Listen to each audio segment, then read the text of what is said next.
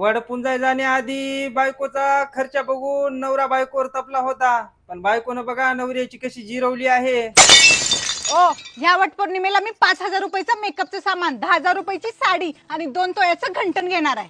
आणि पैसे? तुमचं एटीएम कार्ड आहे की माझ्याकडे? ह्याच्यावर काय म्हणणं आहे का तुमचं? हो तुझ्या जिंदगीवर बायको तुझ्यावर आवाज चढून बोलते. अरे बायकोवर तू आवाज चढून बोलायचं असतंय. पण मला भ्या वाटते. काय भेटूस वैब्या? मर्दासारखा मर्दास लागा तू. वागायच गल्लीचा तू. बोला तुम्ही या बेटा. काय काम आहे?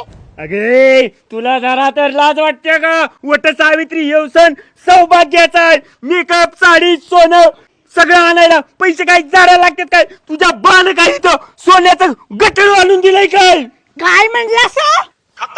असं सेम पोपटच्या बायकोला म्हणत होता.